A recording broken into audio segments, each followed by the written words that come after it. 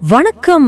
தமிழ் சித்தர்கள் நமக்கு விட்டு சென்ற வாழ்க்கையின் 5 முக்கியமான ரகசியங்களை தெரிஞ்சுக்க போற ஒரு அற்புதமான பயணத்துக்கு உங்களை வரவேற்கிறேன். இந்த ரகசியங்கள் ரொம்ப பழமையானதுதான்னாலும் நம்மளோட இந்த நவீன கால பிரச்சனைகளை தீர்க்கிற சக்தி அதுக்கு இருக்கு. இந்த கேள்வி உங்களுக்கு ரொம்ப பரிச்சயமானதா இருக்கலாம் இல்லையா? இந்த மாதிரி தொலைஞ்சு போன மாதிரி ஒரு ஃபீலிங், ஒரே மன அழுத்தம், தனிமை, இதெல்லாம் நம்மள பலரும் இன்னைக்கு உணர்ற ஒரு விஷயம்தான். ஆனா ஆச்சரியம் என்னன்னா, இதுக்கான தீர்வு ஆயிரக்கணக்கான வருஷத்துக்கு முன்னாடியே சொல்லப்பட்டுடுச்சு.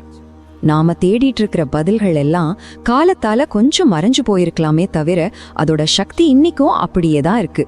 அந்த பதில்களை நமக்கு தர்ற வழிகாட்டிகள் தான் தமிழ் சித்தர்கள். சரி, வாங்க நம்ம பயணத்தை ஆரம்பிப்போம். முதல்ல இந்த சித்தர்கள் அப்படின்னா யாருன்னு பார்க்கலாம்.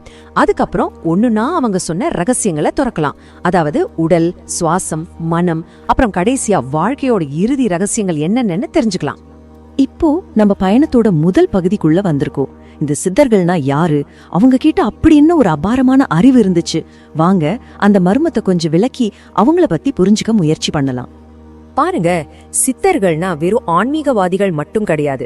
அவங்க மிகப்பெரிய விஞ்ஞானிகள், மருத்துவர்கள், தத்துவவாதிகள்னு சொல்லலாம். ஒரு மனுஷனோட முழுமையான ஆற்றலை எப்படி வெளிக்கொண்டு வர்றதுன்னு அவங்களுக்கு அத்துப்படியா தெரிஞ்சிருந்தது.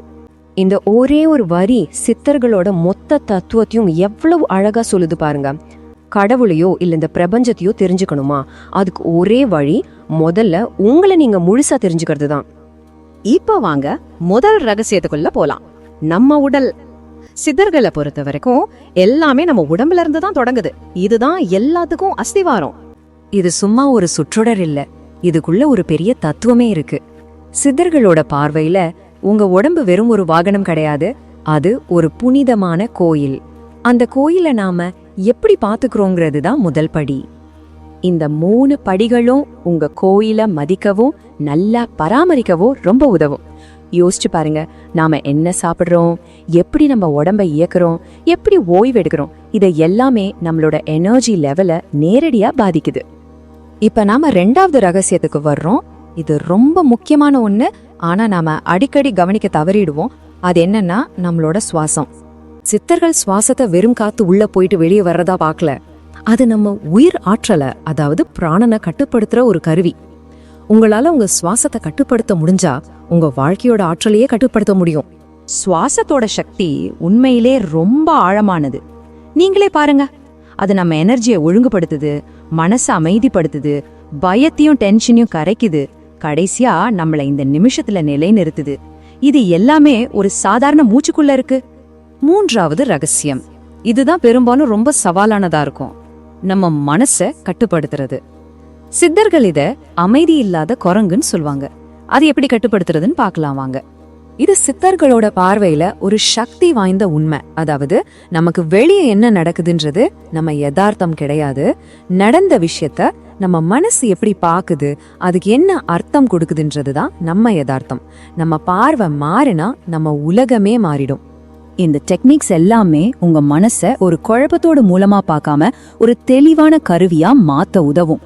சிம்பிளா சொல்லணும்னா, மனசை நம்ம எஜமானா இல்லாம நம்ம வேலைக்காரனா மாத்துறது தான் நோக்கம். சரி, இப்ப நாம ரொம்ப முக்கியமான இறுதி ரகசியங்களுக்கு வந்துட்டோம். நம்ம உடலையும் சுவாசத்தையும் மனசையும் சமநிலைப்படுத்தின பிறகு அடுத்த ஸ்டெப் என்ன? நாம இந்த பிரபஞ்சத்தோட எப்படி இணக்கமா வாழ்றதுன்னு தெரிஞ்சுக்கிறது தான். இந்த ஸ்லைடு பாருங்க, இது ஒரு முக்கியமான தேர்வை நம்ம முன்னாடி வைக்கிறது. இடது பக்கம் இருக்கிற குழப்பம் நிறைஞ்ச நவீன பாதையா, இல்ல வலது பக்கம் இருக்கிற அமைதியான சித்தர் பாதையா? அந்த சித்தர் பாதைனா என்ன? அதுதான் அடுத்த 2 ரகசியங்கள். அந்த சித்தர் பாதையோட அஸ்திவாரமே இந்த 2 இறுதி ரகசியங்கள் தான்.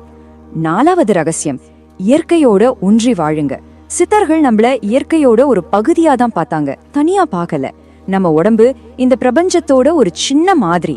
அதனால பூமி ஆரோக்கியமா இருந்தாதான் நாமளும் ஆரோக்கியமா இருக்க முடியும். 5வது ரகசியம், செயலின் விதியான கர்மாவை புரிஞ்சுக்கிறது. நாம செய்யற ஒவ்வொரு செயலுக்கும், ஏன் நாம நினைக்கிற ஒவ்வொரு எண்ணத்துக்கும் கூட ஒரு விளைவு இருக்கு. இது தண்டனை பத்தினதில்ல, இது பிரபஞ்சத்தோட சமநிலை பத்தினது. சரியான நோக்கத்தோட நேர்மையா செயல்படும் போது நம்ம வாழ்க்கை பிரபஞ்சத்தோட தாழத்துக்கு ஏத்த மாதிரி அழகா அமையும். நாம பார்த்தது எல்லாத்தோடையும் முக்கியமான சாராம்சம் இதுதான்.